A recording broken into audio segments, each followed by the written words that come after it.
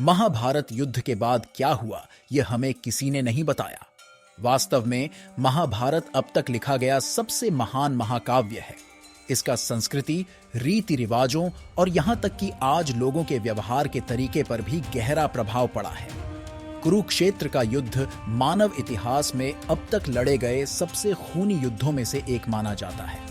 जो ज्ञात है वह यह है कि पांडव जीत गए और कौरव हार गए। क्या आपने कभी सोचा है कि पांडवों के विजयी होने के बाद क्या हुआ? कौन बच गया? पांडवों ने हस्तिनापुर पर कब तक शासन किया? अंततः उनका अंत कैसे हुआ? आइए महाभारत युद्ध के बाद की घटनाओं का पता लगाएं। कुरुक्षेत्र युद्ध जीतने के बाद पांडवों को हस्तिनापुर के शासकों का ताज पहनाया गया और युधिष्ठिर ने मामलों का नेतृत्व किया। पीड़ित गांधारी ने भगवान कृष्ण को श्राप देते हुए उनकी और पूरे यादव वंश की दर्दनाक मौत की कामना की।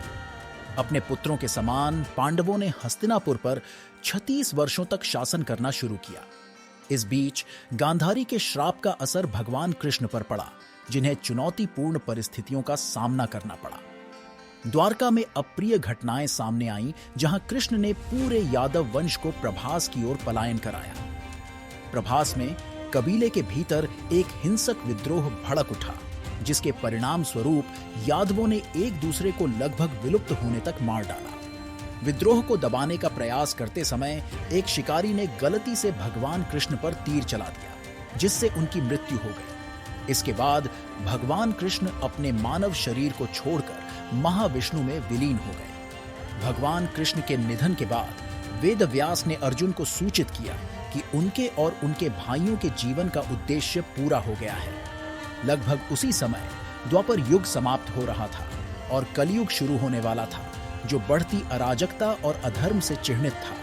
तब युधिष्ठिर ने परीक्षित को राजा के रूप में ताज पहनाया और पांडव द्रौपदी के साथ हिमालय पर चढ़कर स्वर्ग पहुंचने के लिए अंतिम तपस्या पर निकल पड़े। एक आवारा कुत्ता, जो भगवान यम का प्रतीक था, उनकी यात्रा में उनके साथ शामिल हो गया। जैसे जैसे वे ऊपर चढ़े, उनका निधन होना शुरू हो गया, जिसकी शुरुआत द्रौपदी से हुई और भीम सबसे आखिर में जाने वाले थे। उनकी मृत्यु उनकी इच्छाओं, मुद्दों और उनके अहंकार के कारण होने वाली परेशानियों से प्रभावित थी। केवल युधिष्ठिर, जो अत्यधिक अभिमान से मुक्त थे, कुत्ते के साथ हिमालय के ऊपर स्वर्ग के द्वार तक पहुंचे। प्रवेश द्वार पर कुत्ते के वेश में भगवान यम ने अपनी पहचान बताई और युधिष्ठिर को नरक की पीड़ा से गुजारा। युधिष्ठिर ने अपने भाइयों और द्रौपदी को अपने पापों से प्रायश्चित करते हुए देखा। अंततः भगवान इंद्र ने स्वर्ग में युधिष्ठिर का स्वागत किया और उन्हें आश्वासन दिया कि उनके भाई और द्रौपदी भी वहां मौजूद रहेंगे। इस प्रकार महाभारत के प्रमुख पात्र भगवान कृष्ण और पांडव मृत्यु लोक से चले गए। इसके बाद कलयुग की शुरुआत हुई, जिसने दुनिया को वैसा आकार दिया जैसा हम आज जानते हैं। इस वीडियो को देखने के लिए धन्यवाद।